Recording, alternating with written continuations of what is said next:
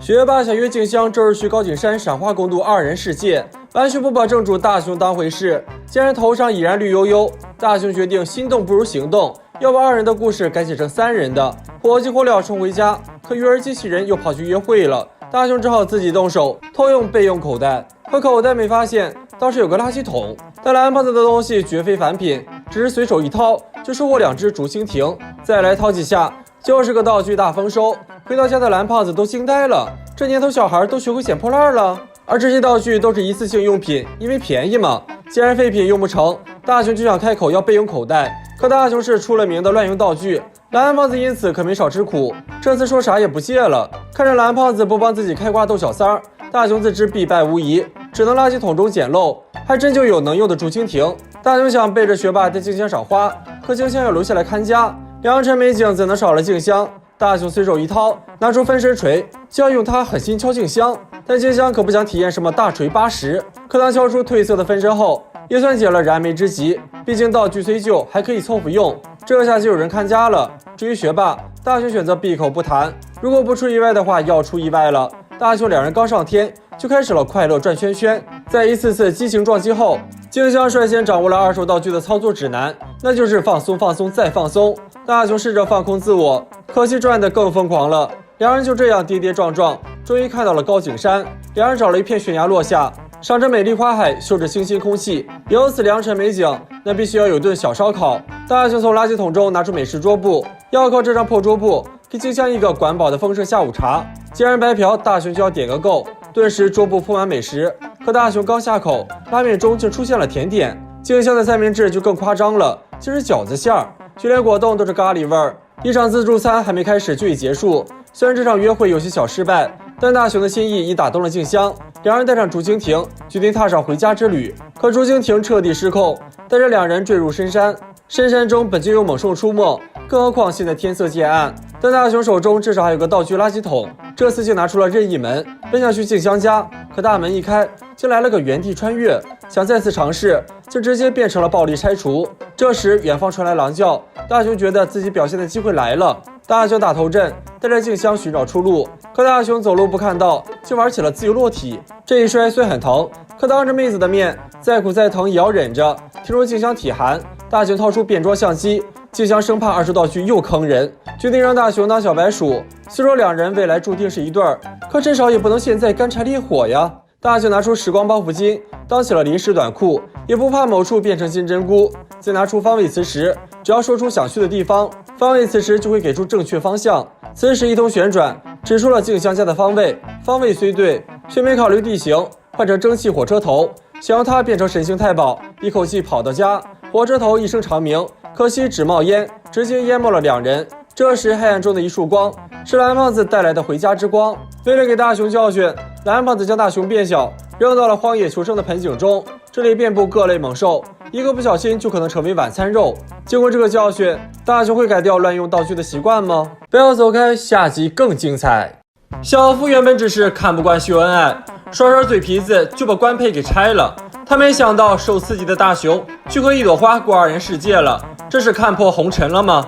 静香把攒钱买到的玩具狗分享给大雄，大雄却因为小夫嘲讽他幼稚，强行装直男。静香的心随着狗子的落地也一起凉了。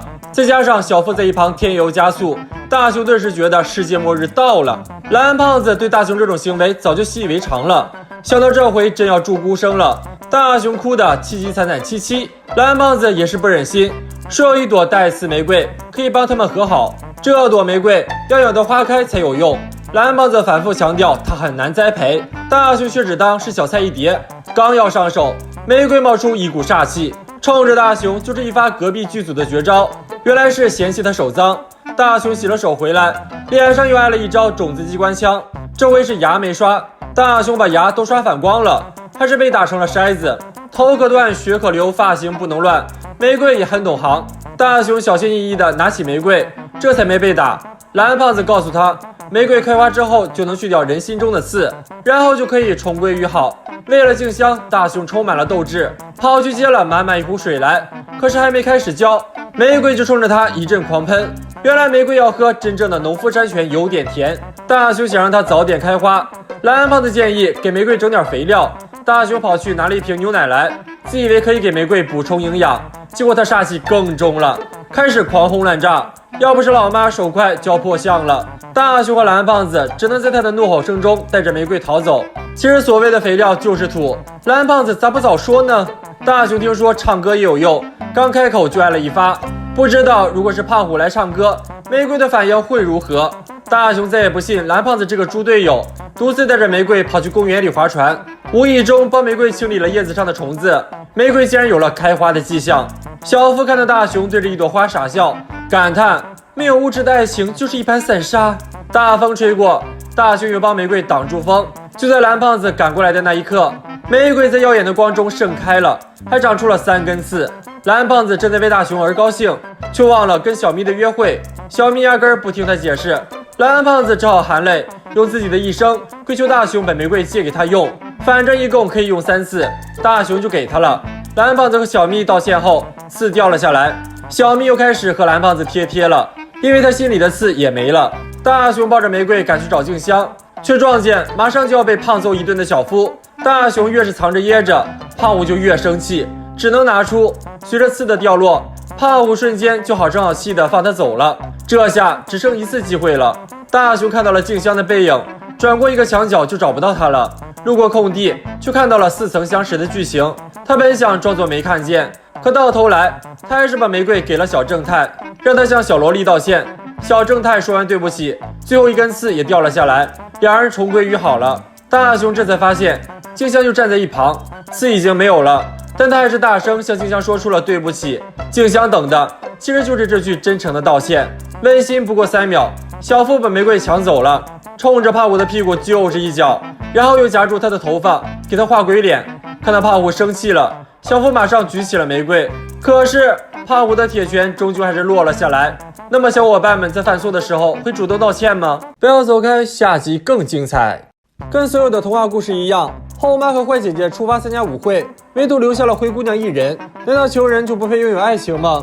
这时改变她一生的人出现了。只见静香口念咒语，就让灰姑娘脱胎换骨。她就是正义的伙伴小魔女静香。静香送上祝福便离开了。而静香自嗨的这一幕恰巧被大雄看到。正所谓静香之事便是我大雄之事。在得到了大雄不会嘲笑自己的保证后，静香终于说出了心底的秘密。每一个少女都有一个魔法梦，静香也要像童话故事中的主角一般，用魔法帮助苦恼的人们。这就是静香的梦想。静香为人着想的善良，让大雄决定帮她实现愿望。当然这一切都成了蓝胖子的问题，可蓝胖子并非万事通。大雄只好搬出静香是为了他人的出发点，外加日常自闭。蓝胖子就算铁石心肠，也只能答应借给大雄道具一用，但前提是静香要先找到帮助之人。可静香并不满足于此，她觉得美女骑扫帚才是标配。蓝胖子想用竹蜻蜓糊弄，可魔女配竹蜻蜓那只能叫不伦不类。蓝胖子只好拿出催眠喇叭，要给无生命体来个催眠术。只要蓝胖子说的是飞天扫帚，就算哈利波特不来那也得是。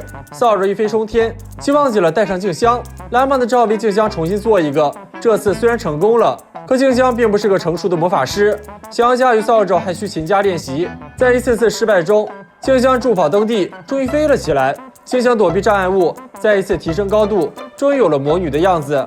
蓝胖子又拿出求助帽，希望可以用它帮静香找到需要帮助之人。戴上帽子，静香就是独当一面的魔女了。静香骑上扫帚，要帮每一个有烦恼之人来实现愿望。帽子为静香指明方向，指引她一步步成为魔女。协调第一个客人就是大雄，因为女帝老妈发现家中扫帚不翼而飞，静香本欲归还扫帚，可没有扫帚的静香就不再是魔女。静香只好改变策略，让蓝胖子再次拿出催眠喇叭，只是区区的魔法攻击，就让球棒成了新扫帚，这样大雄的难题就解决了。静香也完成了第一个任务，此时应该不再叫静香，而应该是小魔女静香。为了能够让静香顺利帮助他人，蓝胖子甚至上供了自己的百宝袋。可有烦恼之人并非处处存在，静香这一找就来到了后山。